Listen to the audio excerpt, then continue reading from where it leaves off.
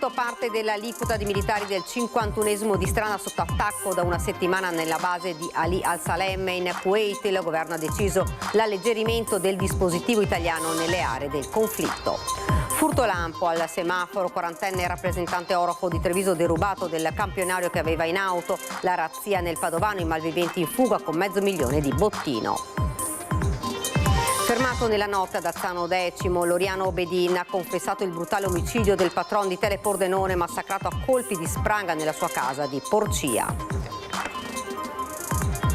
Decine di chiamate al giorno, messaggi continui e le minacce alla ex nella palestra che lei frequenta o nella scuola della figlia. 47enne di Preganziol patteggia 10 mesi per stalking.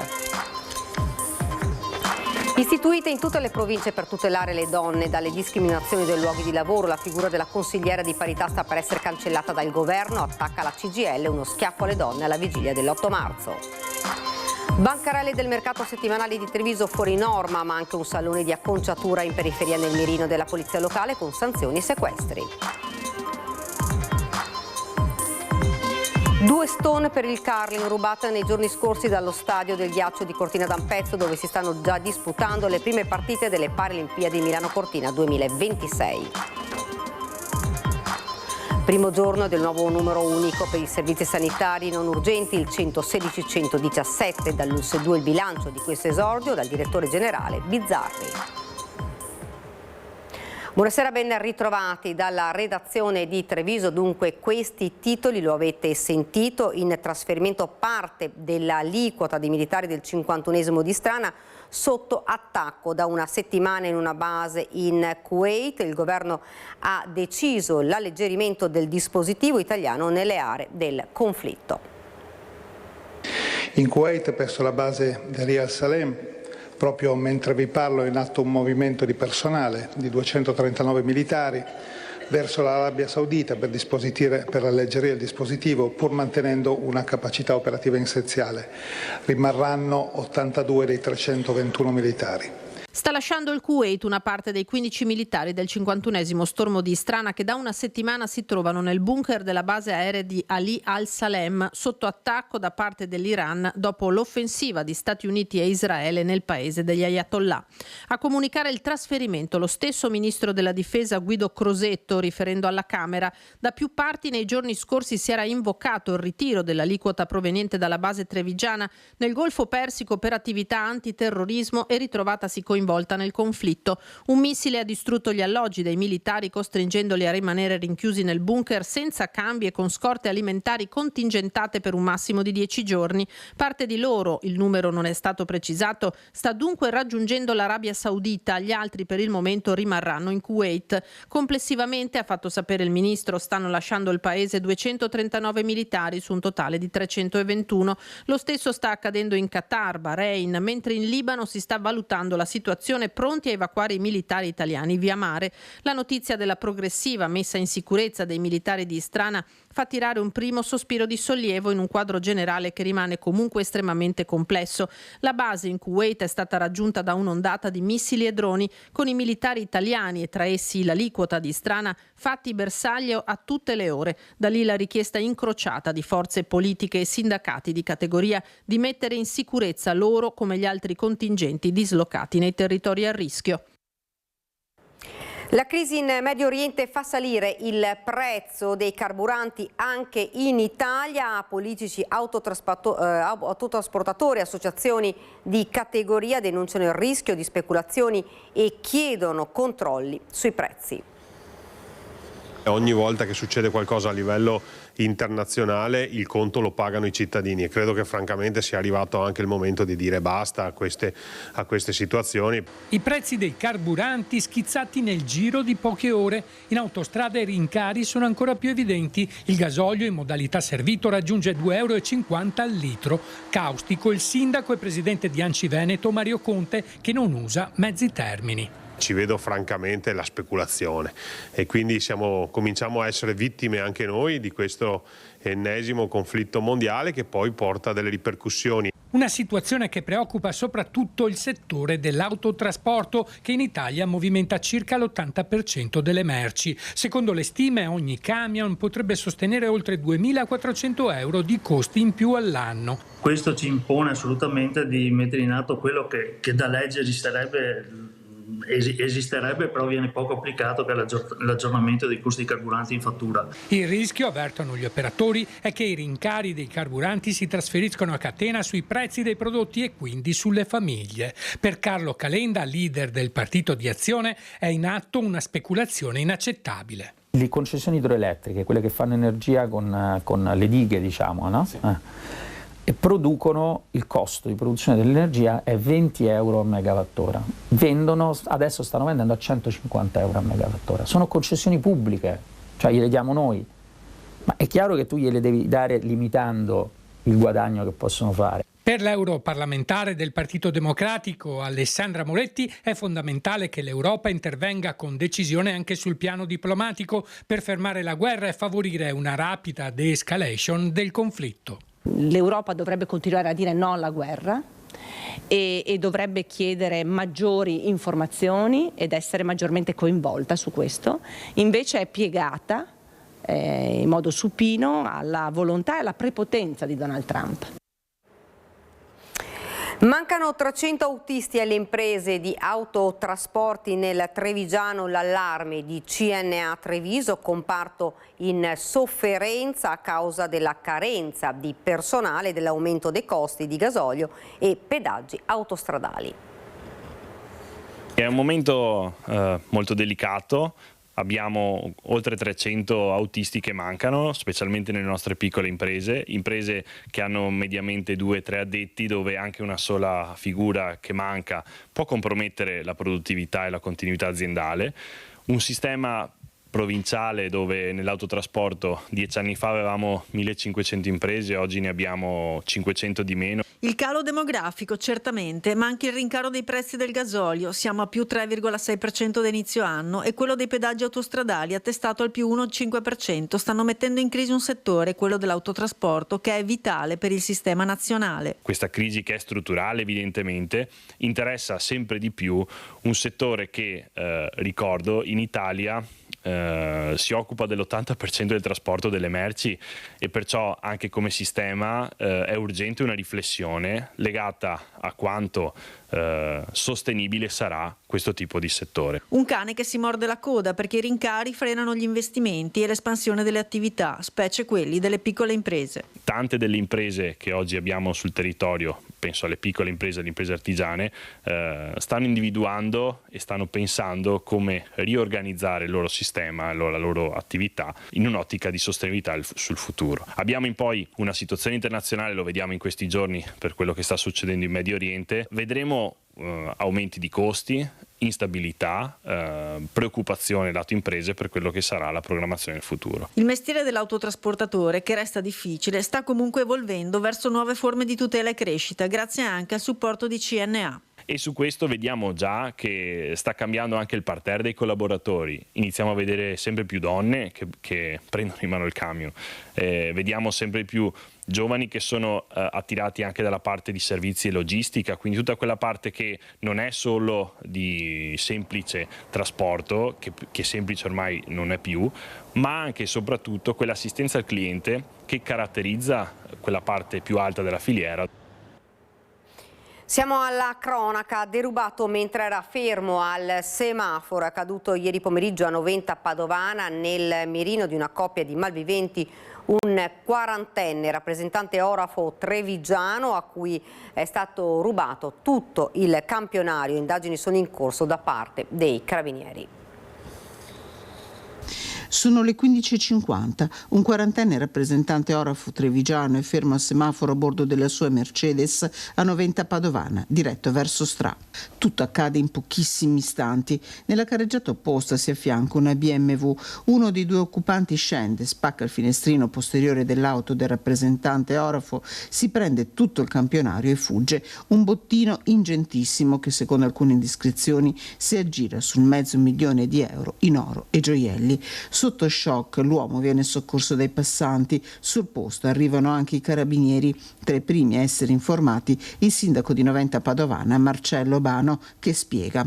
Come potete vedere, tutta l'area è coperta da videocamere e quindi io volevo fare un avviso a questi delinquenti, a prescindere dall'etnia, dal colore, dalla razza, dalla religione, eccetera. Tutto quello che avviene a Noventa Padovana va direttamente in prima serata alle forze dell'ordine. Il colpo è stato filmato dalle telecamere di videosorveglianza del comune e anche di alcuni privati, individuata la via di fuga dell'auto, che potrebbe essere stata immortalata anche dai numerosi varchi e targa system presenti a Noventa Padovana e nei comuni vicini.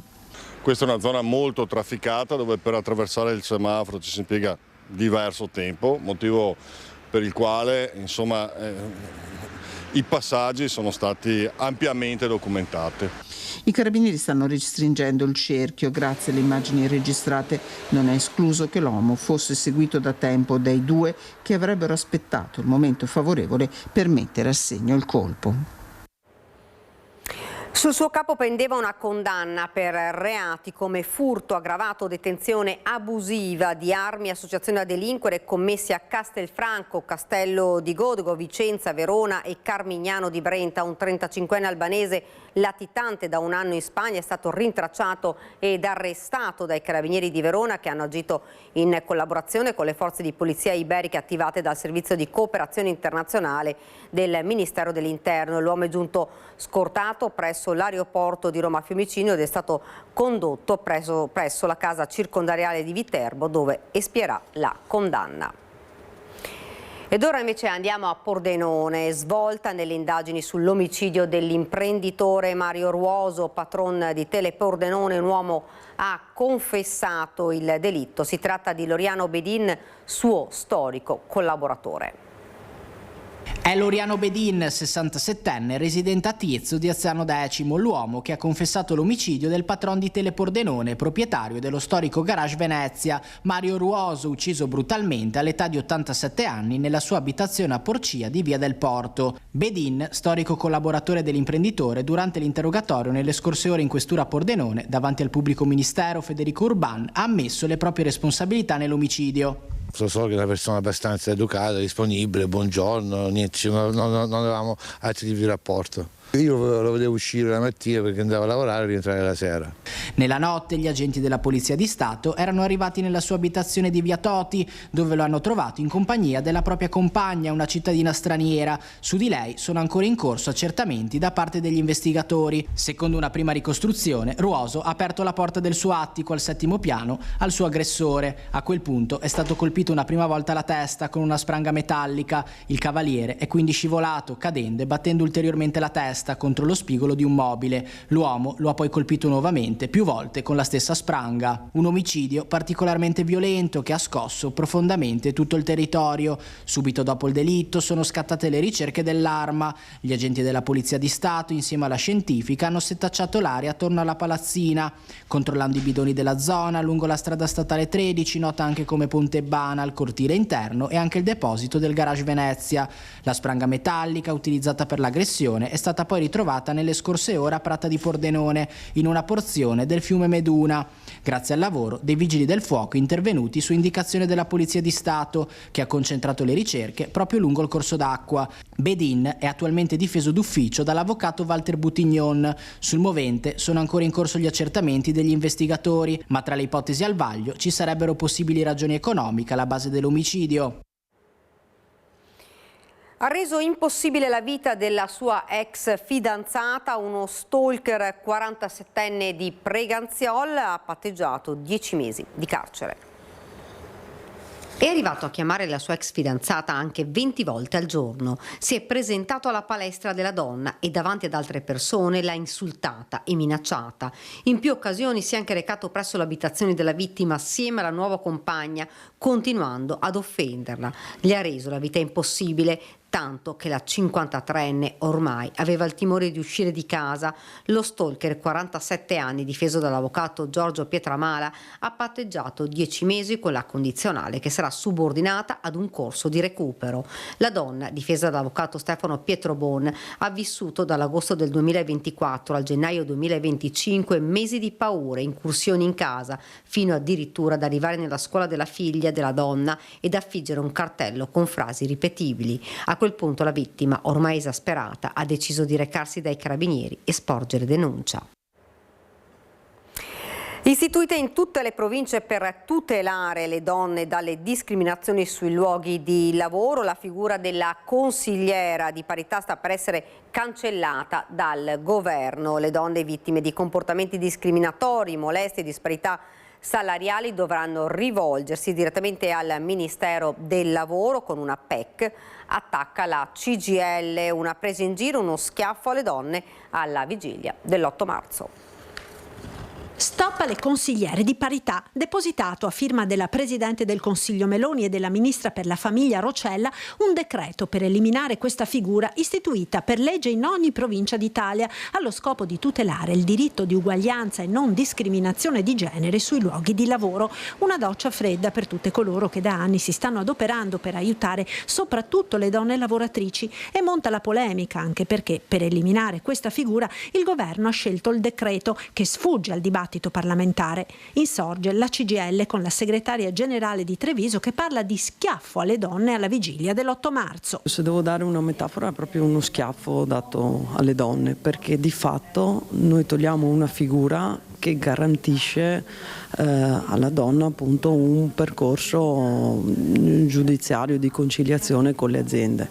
Il fatto che venga tolta questa figura e che si dica a una lavoratrice nel territorio di Treviso: se hai un problema manda una PEC al Ministero del Lavoro di Roma, noi pensiamo sia veramente una presa in giro. Solo nell'ultimo anno in provincia di Treviso, racconta la consigliera di parità Tiziana Botteon, sono 65 i casi seguiti. Per la maggior parte si tratta di madri che non vedono riconosciuti i diritti previsti dalla legge.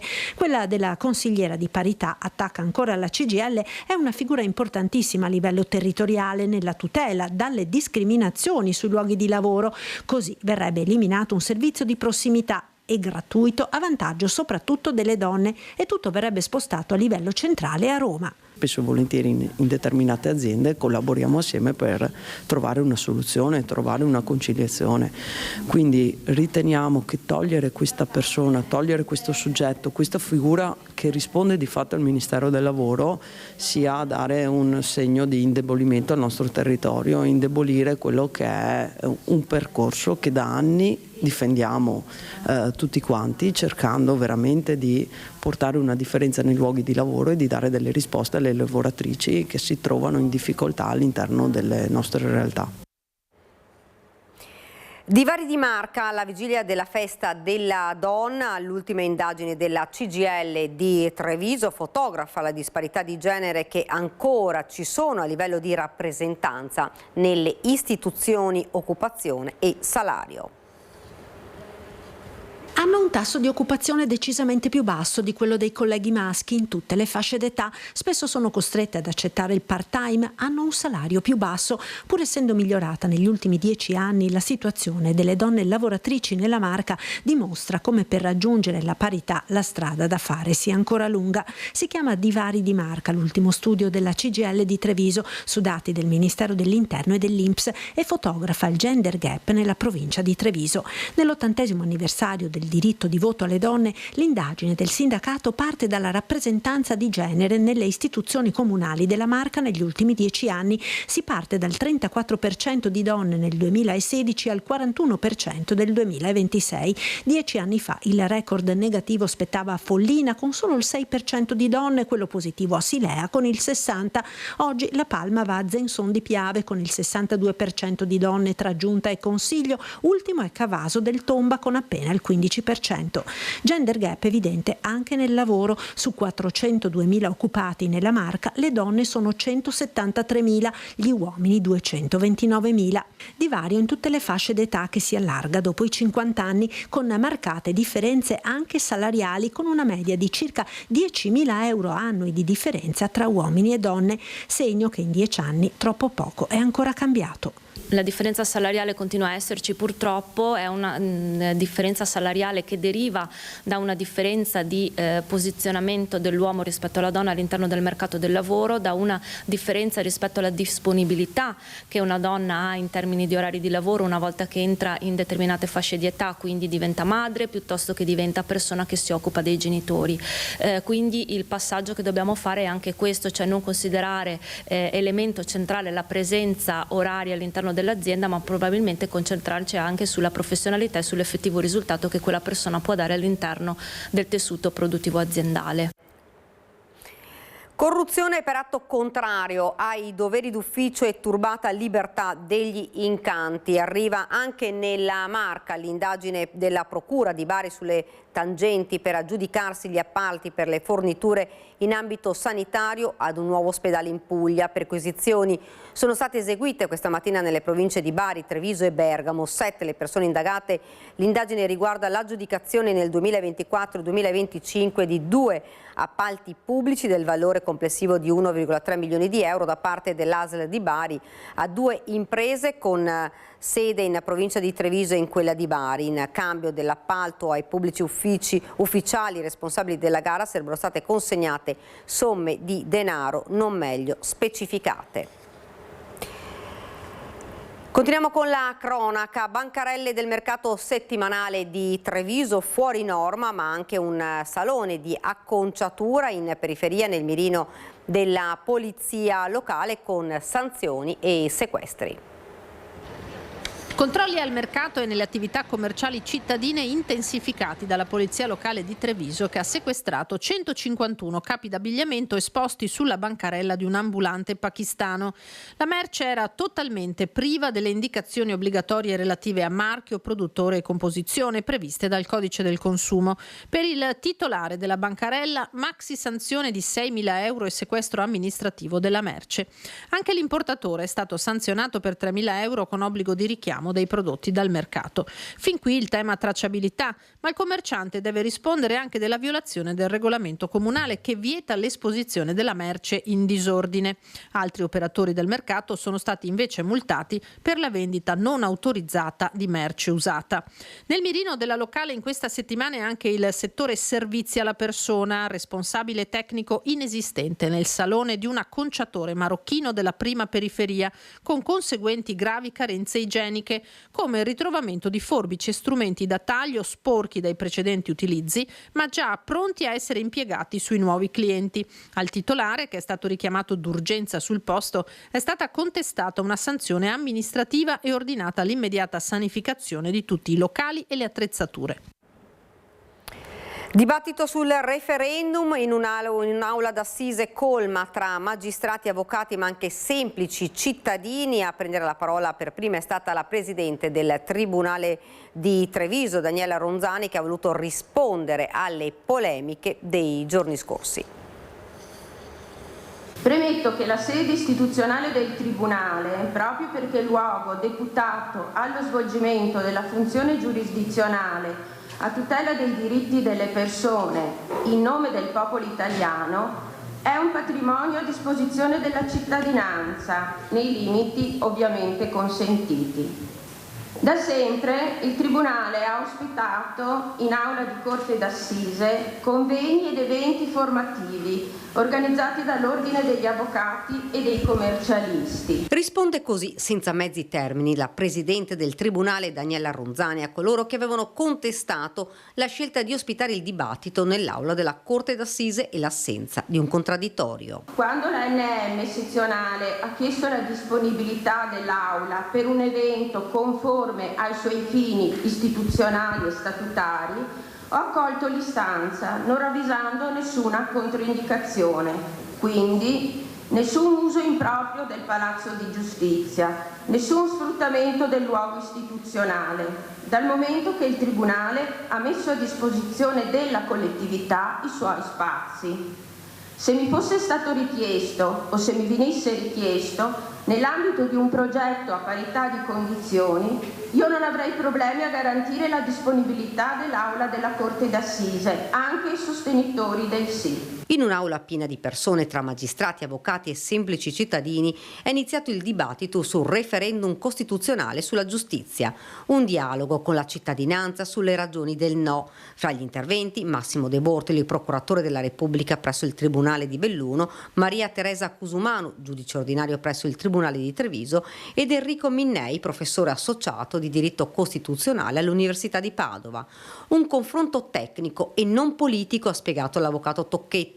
La sede si presta a questo evento. Io vado agli incontri politici dove parlo per una delle due parti e ovviamente tra politici un po' ci si confronta in maniera anche esagerata. Qui mi sembrava molto interessante il fatto che fossero dei tecnici, tra l'altro dei magistrati molto capaci.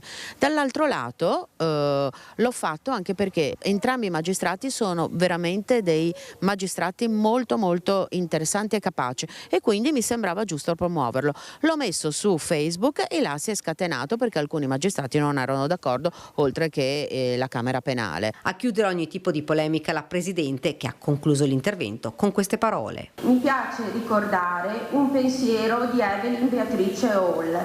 Non posso essere d'accordo con ciò che dici, ma difenderò fino alla morte il tuo diritto di dirlo.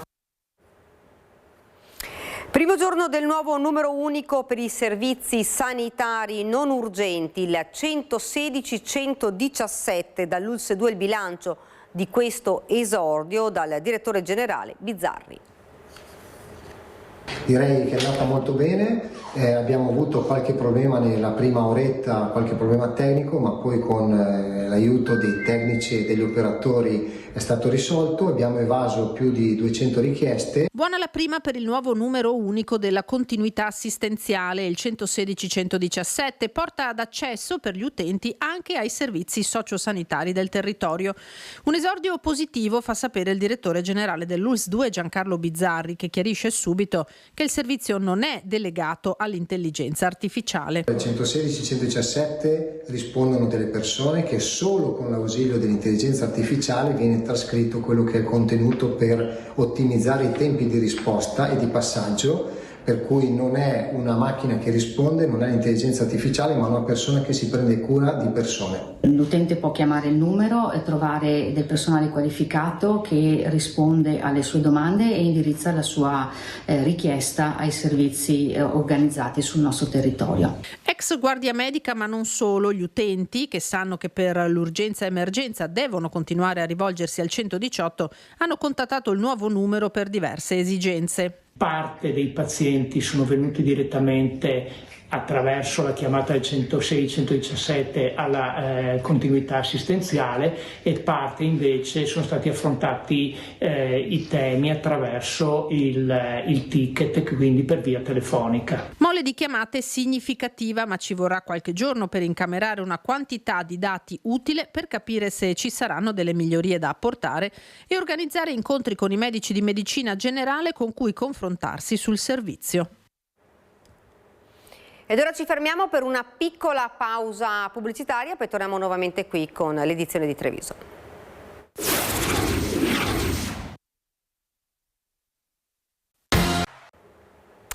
Siamo tornati nuovamente in studio. A Treviso nasce il Memory Café, incontri gratuiti per sostenere le persone con demenza e promuovere la prevenzione, un nuovo servizio per non lasciare sole le famiglie. In città si stimano oltre 1.300 persone affette da demenza, malattia di Alzheimer, malattia di Parkinson, che diventano circa 3.000 considerando le fragilità cognitive lievi. Gli incontri del Memory Café si terranno ogni primo lunedì del mese dalle 18 alle 19.30 a Villa Letizia.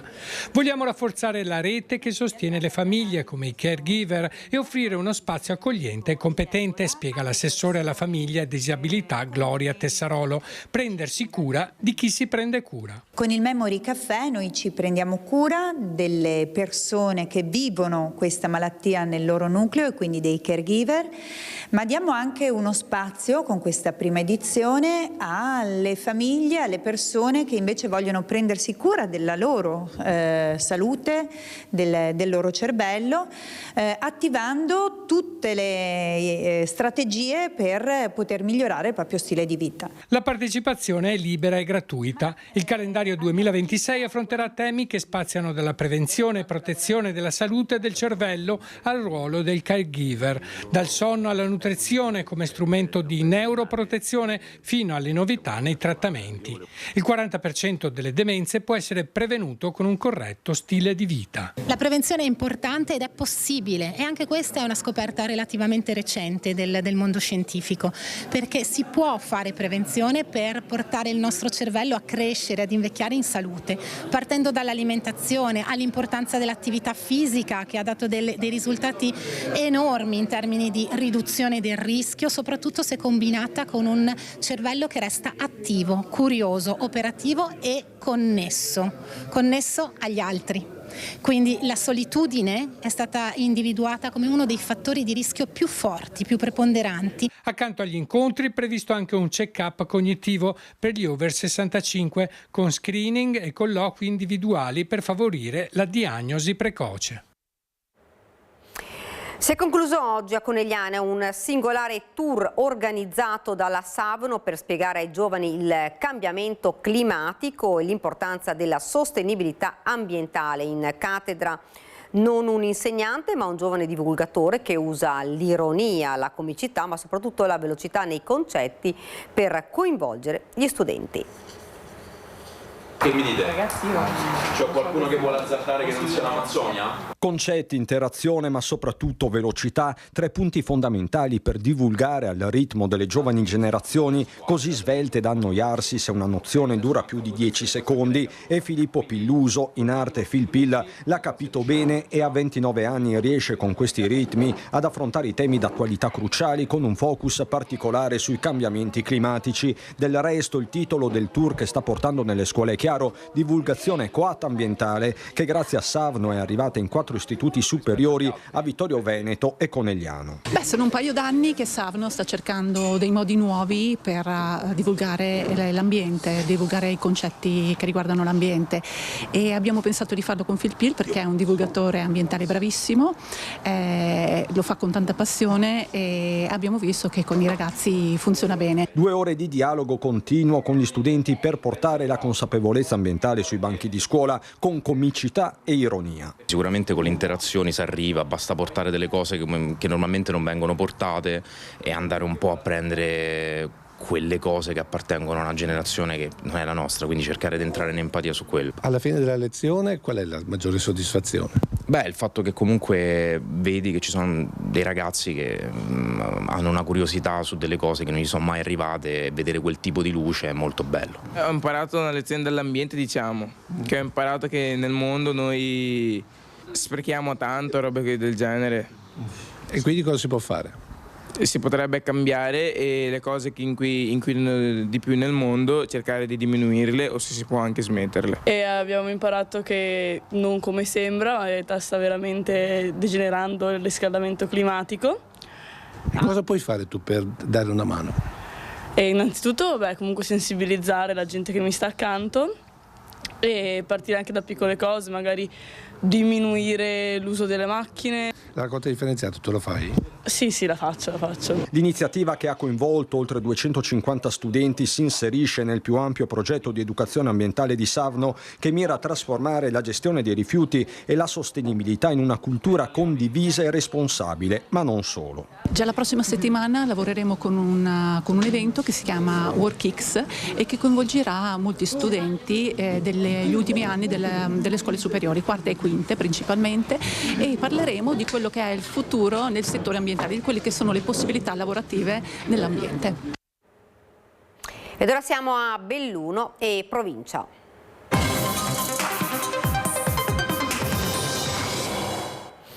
Alle Paralimpiadi invernali Milano-Cortina 2026 si registra un episodio che ha suscitato indignazione proprio mentre sono iniziate le prime gare di curling allo stadio del ghiaccio di Cortina d'Ampezzo. 2 stone, le pietre utilizzate per questo sport, sono state rubate dall'impianto. Il furto è stato denunciato alla Polizia di Stato. Le Paralimpiadi invernali Milano-Cortina 2026 devono ancora vivere la cerimonia d'apertura in programma all'Arena di Verona, ma le prime gare sono già iniziate. Sul ghiaccio dello Stadio Olimpico di Cortina d'Ampezzo si stanno disputando gli incontri inaugurali del doppio misto di curling paralimpico, disciplina che fa il suo debutto proprio in questa edizione dei Giochi. Nelle ultime ore però dal palazzetto del curling sono scomparse 2 stone, le caratteristiche pietre in granito con manico utilizzate durante le partite. Il furto, anticipato dall'agenzia austriaca DPA, è stato confermato e denunciato alla polizia. Ogni stone ha un valore di circa 800 euro, un danno economico contenuto che comunque non comprometterà lo svolgimento delle gare, ma che ha provocato reazioni indignate nel mondo sportivo e istituzionale. Rimango veramente senza parole, nel senso che non è che stiamo parlando di una scatola di caramelle, quindi mi sembra che sì, veramente dispiace che accadano cose del genere, perché insomma non sono facili da portare via e soprattutto al di là del valore di per sé di 2 stone si comporta anche comunque dal punto di vista mio forse anche di rovinare tutta la serie, quindi rimango veramente così un po' allibito. Duro anche il commento del presidente della Regione Veneto Alberto Stefani, che ha definito l'episodio un atto vile e ingiustificabile, capace di offendere i valori delle Paralimpiadi e l'impegno di atleti, volontari e organizzatori. L'auspicio è che i responsabili vengano presto individuati. Intanto, mentre proseguono le indagini sul ghiaccio di Cortina, le competizioni continuano regolarmente in attesa dell'avvio ufficiale dei Giochi. Conto alla rovescia per la cerimonia di apertura che avrà luogo in arena a Verona. A Cortina fervono i preparativi, stiamo parlando di Paralimpiadi.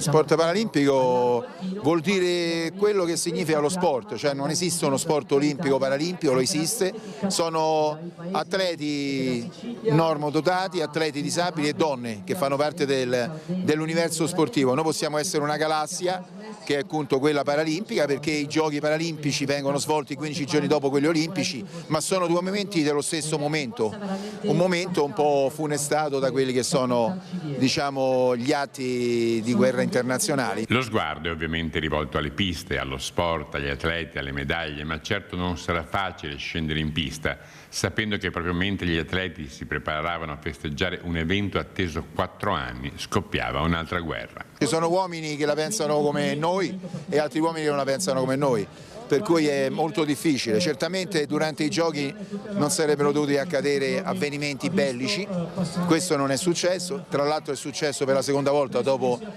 Pechino 2022 in cui ci fu l'attacco della Russia nei confronti dell'Ucraina, è successo anche questa volta con Israele e America con l'attacco nei confronti dell'Iran e le controffensive, tutto quello che ne può derivare. Nulla però deve distogliere l'attenzione da chi si mette in gioco, perché una medaglia paralimpica non vale meno di una di quelle che furono ieri di Brignone e l'altro ieri di Tomba o di Teni. Concentriamoci sullo sport, concentriamoci su quello che stiamo affrontando, che è un grande evento mondiale straordinario per questi ragazzi che hanno preparato la Paralimpiade per 4 anni attraverso grandi sacrifici e soprattutto il supporto dei genitori, di tutte le famiglie.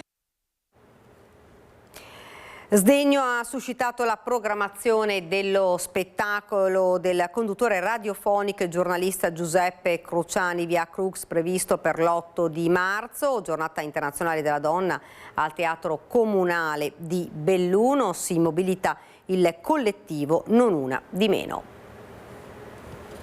Incredulità e sconcerto si sono tramutate in azioni concrete. Domenica pomeriggio, un'ora prima dell'avvio dello spettacolo Via Crux del conduttore radiofonico e giornalista Giuseppe Cruciani, davanti al Teatro Comunale di Belluno, il collettivo di Non Una di Meno protesterà con un flash mob per contestare la decisione di ospitare l'evento caratterizzato da un linguaggio non conforme al concetto tradizionale di genere, proprio nel giorno della Giornata Internazionale della Donna.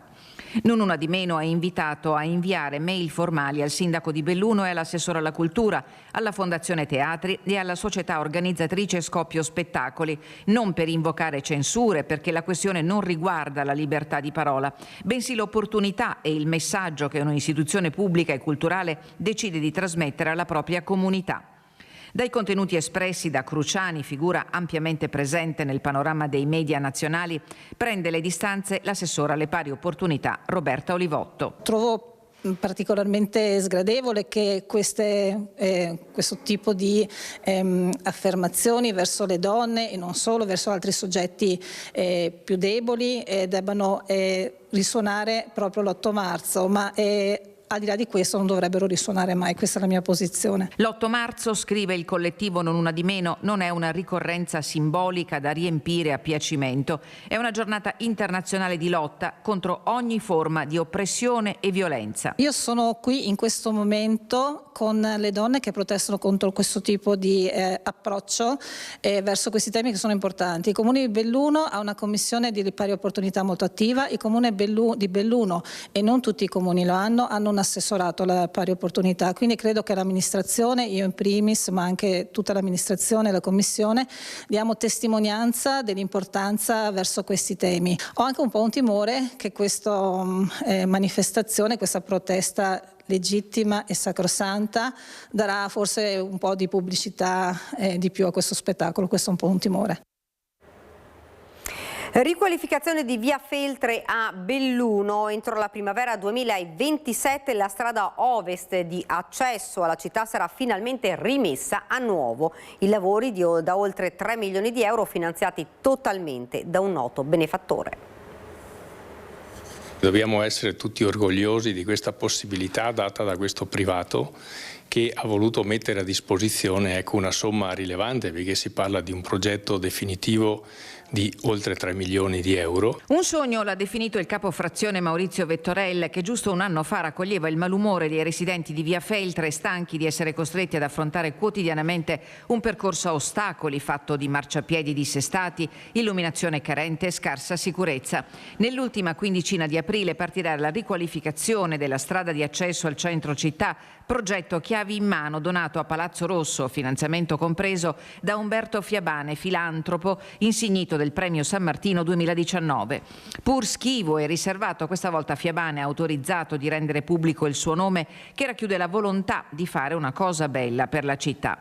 Dalla rotonda di Piazzale Marconi a quella di Prada, il progetto che Fiabane ha affidato all'ingegnera Elena Bustreo prevede migliorie alla mobilità lenta e veicolare di via Feltre, marciapiedi allargati nei punti ora più stretti, percorso ciclopedonale promiscuo, attenzione al verde pubblico e alla sicurezza, con la previsione di 6 rallentatori della velocità dei veicoli lungo la strada, che in futuro avrà la limitazione a 30 km/h. Io ringrazio veramente di cuore Umberto Fiabane per aver voluto essere vicino alla nostra comunità, e sappiamo bene su quel che ha fatto riguardo la sanità della nostra provincia, quindi tutti gli ausili che ha donato, ma questa è una dimostrazione che è vicino proprio anche alla città, ai suoi cittadini. Il progetto, già esecutivo, è stato approvato dalla Giunta assieme allo schema di convenzione con il privato e sarà inserito nell'elenco delle opere pubbliche 2026.